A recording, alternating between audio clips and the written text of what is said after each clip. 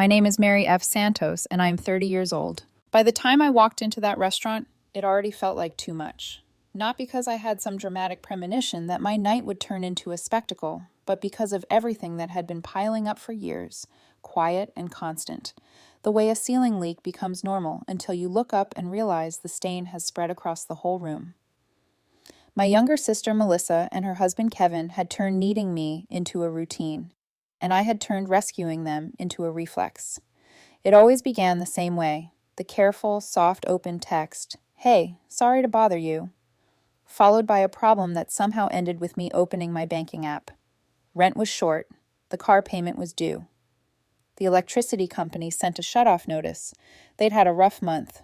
Kevin's hours got cut. Melissa was stressed.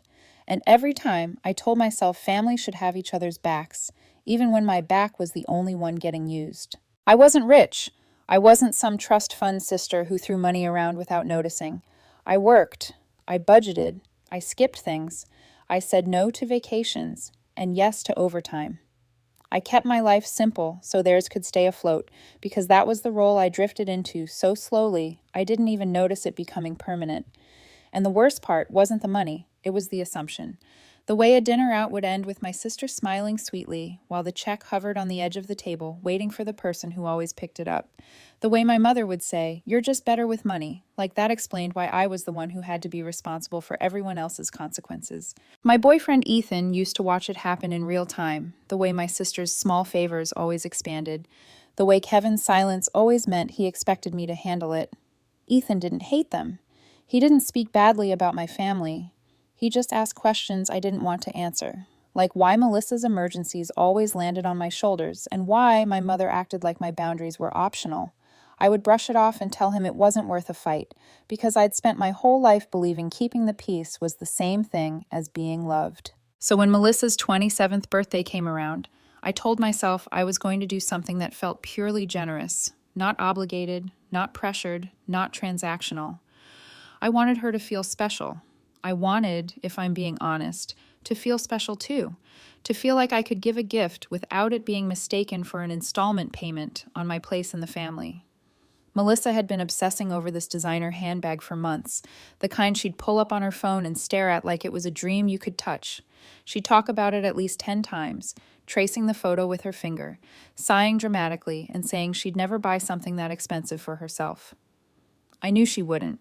I also knew she didn't have to. Not when she had people who kept catching her before she ever hit the ground. I bought it anyway. $2,200. The number still makes my stomach tighten, not because I couldn't afford it, but because I could feel how much I was trying to buy with it. A moment of appreciation, a look on her face that told me I mattered.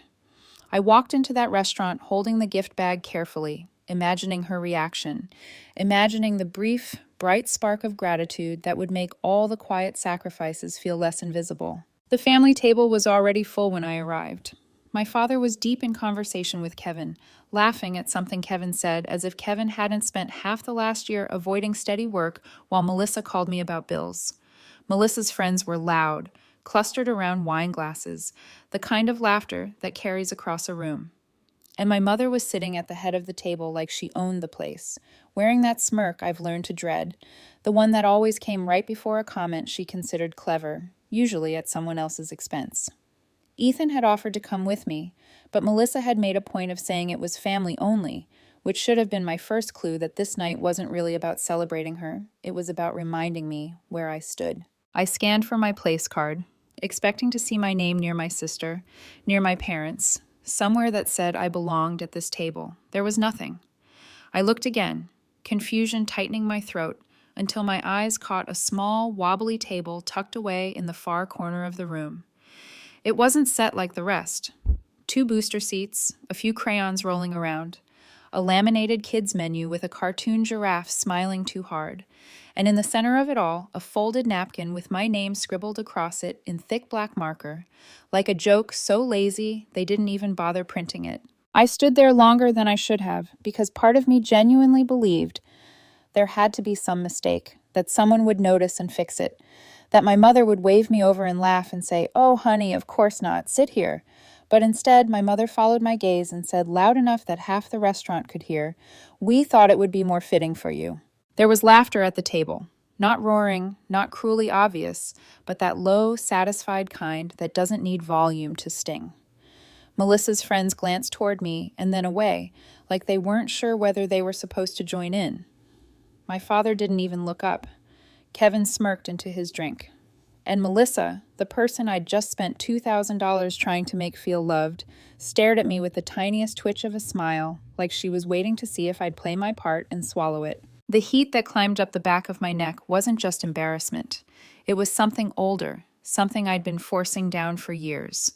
It was the realization that this wasn't random. This wasn't a harmless joke.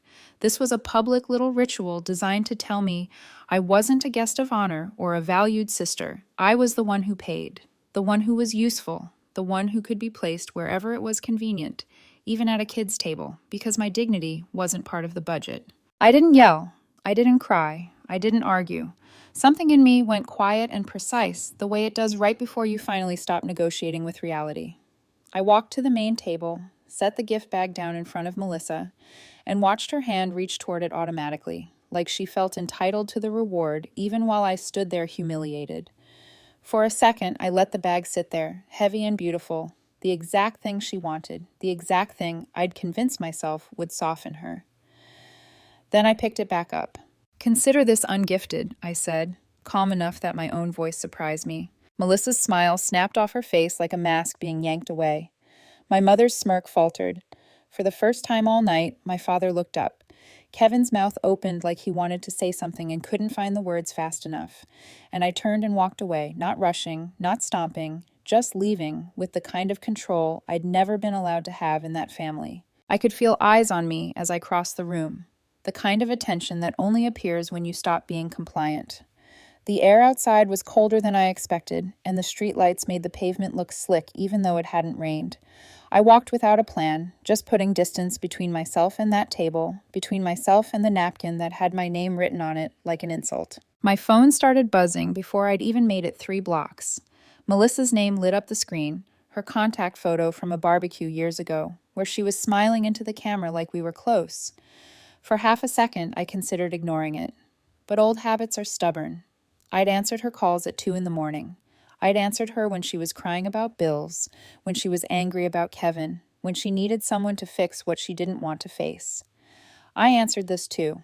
Her voice exploded through the speaker so loud I had to pull the phone away from my ear. "What the hell was that?" she hissed. "You humiliated me in front of everyone. You couldn't just take the joke? You had to make it about you on my birthday." She wasn't crying. Melissa never cried when she was angry. She sharpened her voice like a blade and started listing my sins, weaving them together like I'd planned this humiliation, like I'd staged a sabotage instead of simply refusing to swallow one more insult. She kept circling back to the same phrase, like it was the only thing that mattered. "You embarrass me." I stopped walking. I stood under a streetlight, listening to my own heartbeat, realizing how familiar her outrage felt and how unfamiliar my calm felt. When she finally paused to breathe, I said, "That's for not valuing the one who's always been there for you." There was a beat of silence, then a laugh, not soft, not understanding, but dismissive. The kind that says you're ridiculous for having feelings. "It was a joke," she said. "Mom thought it'd be funny. You're taking it way too seriously." I stared at the dark street in front of me and realized something with painful clarity. They weren't laughing because it was funny. They were laughing because they believed I would take it, because they believed I would sit at the kids' table with a smile and still hand over the designer purse like tribute. In the background, I heard my mother's voice, sharp and commanding, telling Melissa to give her the phone.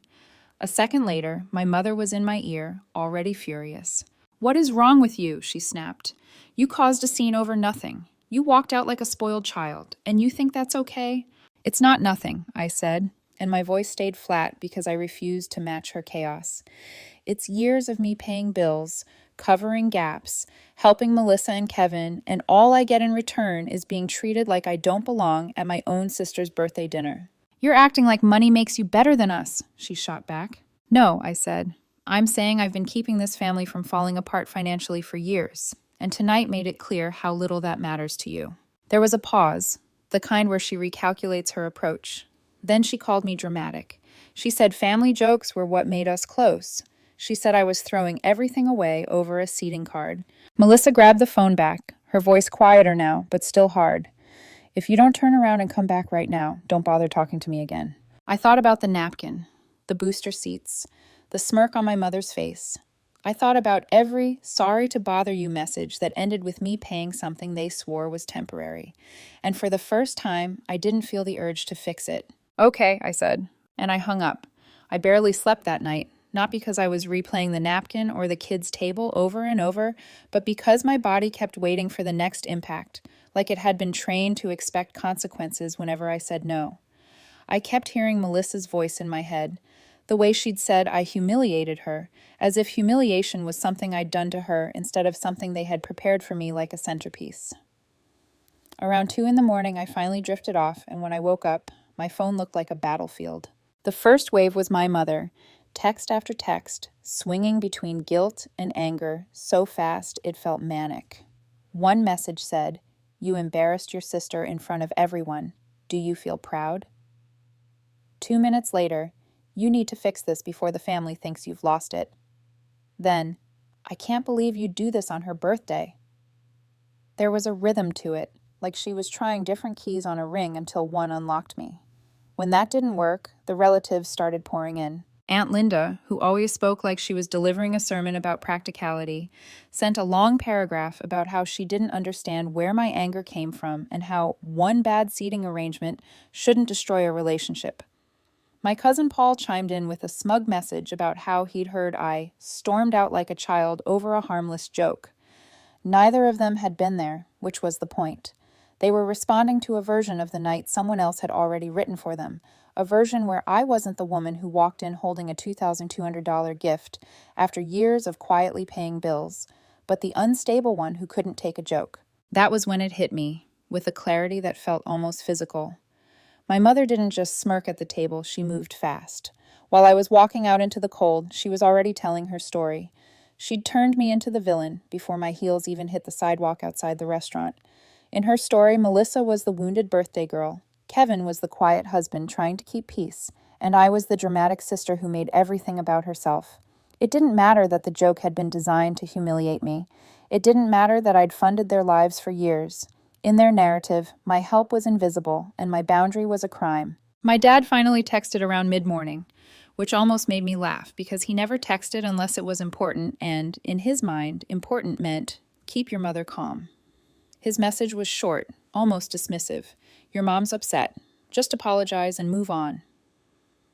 Move on, like this was a minor misunderstanding and not the latest point in a pattern that had made me a walking wallet with a pulse. Then Melissa sent me a wall of text, and the longer I read it, the more my jaw tightened. She listed all the times I'd made her feel small, and every example she chose was tied to me helping her. The times I reminded her about the rent she promised she'd cover. The times I suggested Kevin pick up more hours. The times I asked when she planned to pay me back. Not because I needed repayment to survive, but because I needed to know whether she even respected the concept of obligation. In her mind, that wasn't honesty. It was me looking down on her. It was surreal watching her rewrite reality so she could stay the victim even while she was the one holding the knife. Ethan came over that afternoon with groceries and the kind of quiet concern that didn't try to fix me, just held space. He didn't lecture me about family. He didn't say I was overreacting. He set the bags down, took one look at my face, and said, "They planned it." Not a question, a statement. I nodded, and for a second my throat tightened because being believed without having to perform for it felt unfamiliar in the saddest way. I didn't answer anyone that day. I made coffee, sat on my couch, and watched the screen light up over and over. The family group chat was blowing up so fast I had to mute it. Every message carried the same undercurrent. I was wrong, Melissa was hurt, and it was my job to make it right. Not one person asked why my name was on a napkin at the kids' table. Not one person asked why my mother thought it was more fitting. They weren't confused. They were aligned. That evening, I did something I hadn't done in years, not because it was healthy, but because I needed to see the truth in numbers so my emotions wouldn't get gaslit into fog. I opened an old spreadsheet buried in my laptop files, one I'd started years ago when I realized I was sending Melissa and Kevin money. So often I was losing track. I'd stopped updating it at some point because the totals made me feel stupid, like I was sponsoring a life that had no intention of changing. That night, I finished it. I went through bank statements, Venmo histories, old texts where Melissa said, "I'll pay you back next week," and Kevin wrote nothing at all. Rent help, utilities, car repairs. Just until Friday. "We're short this month. Please don't tell Mom." I didn't even count the small things. Dinners I paid for without mentioning. Grocery runs I covered because Melissa's card was acting up. The surprise payments to keep their lights on. 2 hours later, the total stared back at me like an accusation. It wasn't generosity anymore. It was sponsorship. And the feeling that rose in me wasn't just anger.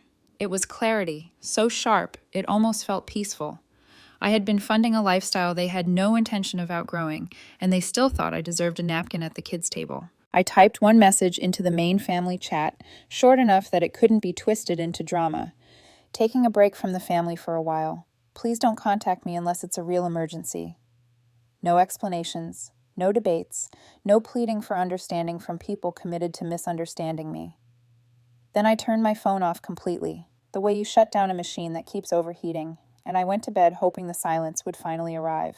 The next morning proved I had underestimated my mother's capacity to escalate. I walked into work like any other day, coffee in hand, trying to keep my face neutral. By 9:30, my manager called me into her office and shut the door behind me, which she almost never does.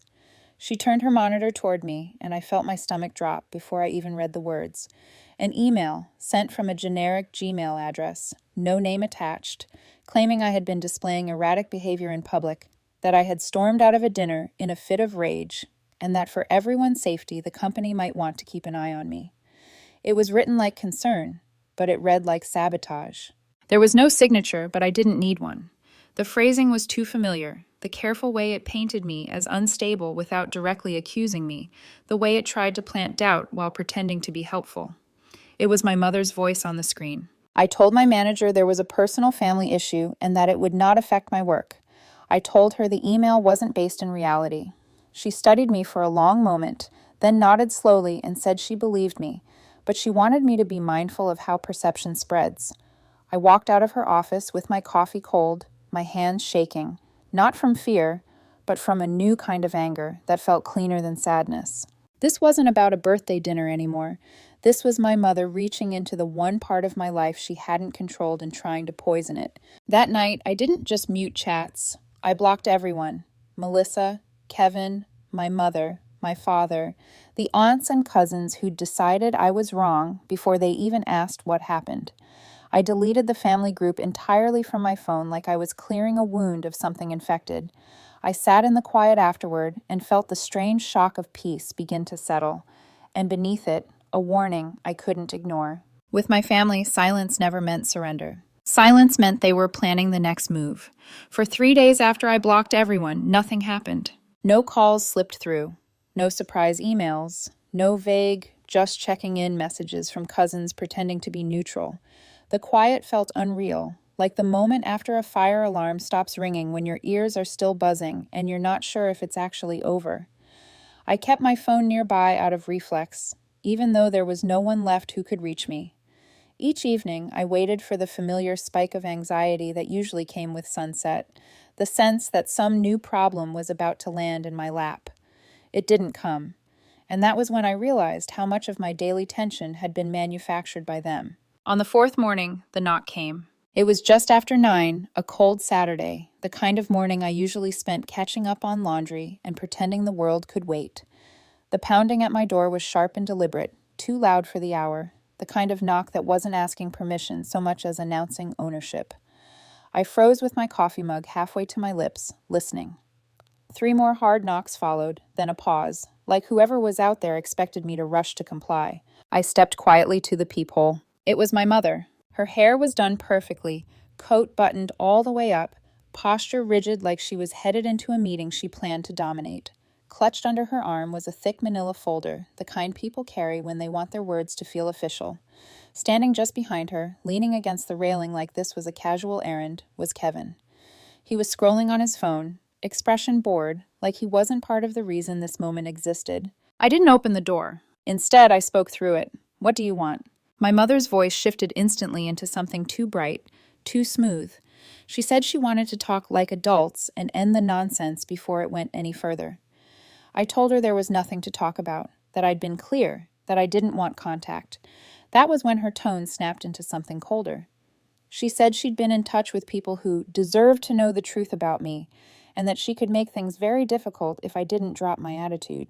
I told her to leave. She didn't. Instead, she bent down and slid the manila folder under my door, the edge scraping softly against the floor like a threat disguised as paper. When I picked it up and opened it, my stomach twisted. Inside were printed screenshots of old text messages between me and Melissa, carefully selected, stripped of context, arranged to tell a story where I looked controlling, cold, obsessed with money. Messages where I asked when she planned to pay me back, where I mentioned bills, where I suggested Kevin pick up more hours. No screenshots of her begging me to help. No midnight panic texts. No promises she'd made and broken. Just enough to make me look like the villain if someone wanted to believe it. I understood immediately what my mother was doing. She wasn't trying to reconcile, she was building a file. If she had these printed, that meant she was already showing them to people, already laying groundwork, already rewriting history, while I stood on the other side of a locked door. I slid the folder back under the door without a word. Outside, Kevin let out a low chuckle, the sound of someone who had never been held accountable for anything in his life.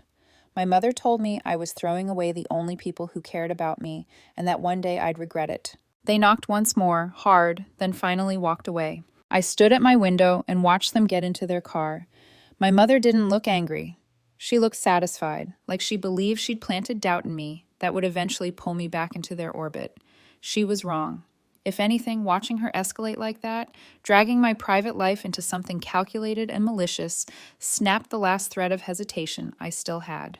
This wasn't a break. This was a cutoff. That afternoon, I made a list. Every possible way they could still reach me, every thread that tied me to them. It was longer than I expected. Old group chats I'd forgotten about, shared email threads, even a streaming account I'd been paying for without realizing it was still logged in at their house. I started with my phone. I changed my number, something I'd always resisted because it felt too final. The relief afterward was immediate, like pulling the batteries out of a smoke alarm that had been screaming for years. Next came email. Filter set to auto-delete anything from their addresses. Social media locked down, unfollowed, blocked. Privacy settings tightened until only people I trusted could see me exist. Then the financial side. I closed the account I'd opened years ago to make it easier to send Melissa money.